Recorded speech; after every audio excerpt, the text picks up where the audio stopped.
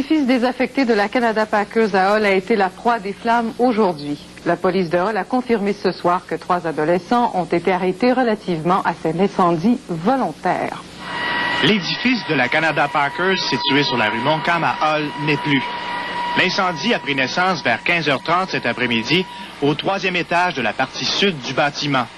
3 mineurs ont été arrêtés peu après le début de l'incendie. Ce sont 3 mineurs mâles et que les enfants ou ces jeunes-là ont pu retourner dans leur famille ce soir et que des procédures seront entreprises dès demain puis seront accusées.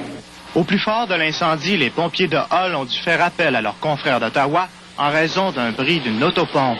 Même si les flammes ont été maîtrisées vers 18h30 ce soir, les pompiers devront rester sur les lieux toute la nuit. Probablement qu'on va être ici jusqu'à demain matin. À l'heure des choses, nous avons actuellement une pelle mécanique qui est au partie nord du bâtiment que tente de mettre les murs à terre pour nous donner une chance de pénétrer à l'intérieur du bâtiment. Quoique, dû à la superficie de ce bâtiment-là, ça représente plusieurs milliers de pieds carrés, donc c'est pas encore éteint, ça c'est définitif.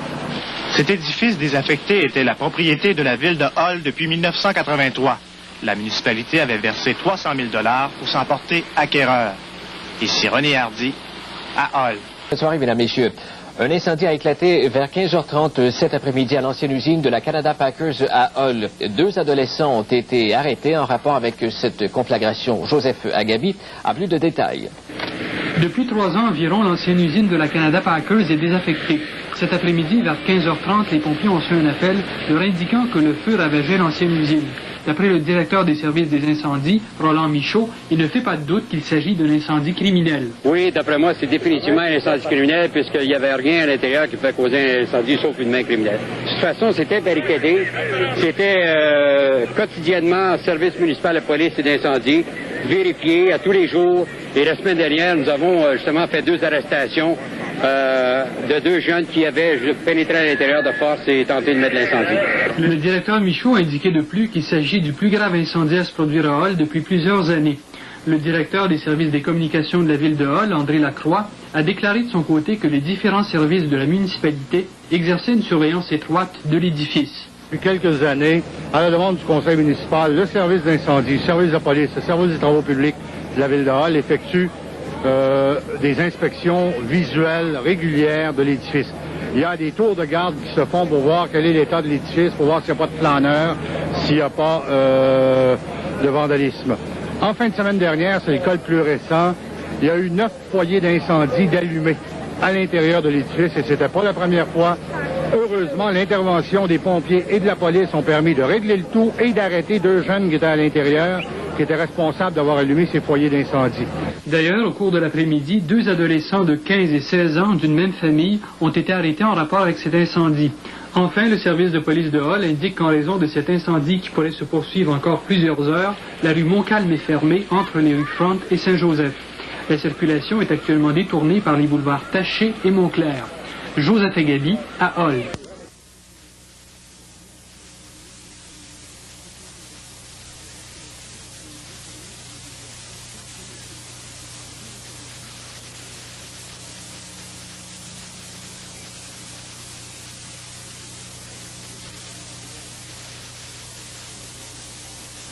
The meatpacking plant is still raging.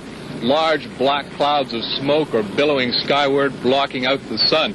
There's growing concern about the walls here collapsing on the street. Although you can't see it from here, the interior is a raging inferno.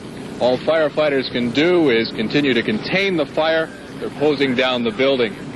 As Deborah Sweeney mentioned earlier, arson is believed to be the cause of the fire and 2 young boys have been arrested. Apparently there are very few precautions to keep children out of the building, and it was quite a popular playground for many of the local children in the area. With me now is 11-year-old Joseph Suarez. He lives nearby and he's been in the building quite a few times. Joseph, can you tell me how easy it was to get in the building? Well, in the far end of the building, the fence is very badly damaged. You can get in very easily. And they have these cement floors. The doors are not even with a lock or anything, so it's very easy to get in. How many times have you been inside? A couple of times. I'd say 7, 6. I don't really know. What's inside? Why did you go in with your friends? Curiosity, I'd say. Fun. Were there any precautions that you feel, or how easy was it to get inside? Well, the interior was a lot of wood. There was a place that we couldn't go through because there was blocking or a lot of wood around, or we were scared. But to get in, there was a lot of damage on the fence, so no problem. What was it like inside? Well, a lot of pigeons, a lot of pigeons are dead, and well, there's a lot of cement, and there was a lot of wood and so on. Okay, thank you very much, we're going to jump in right here.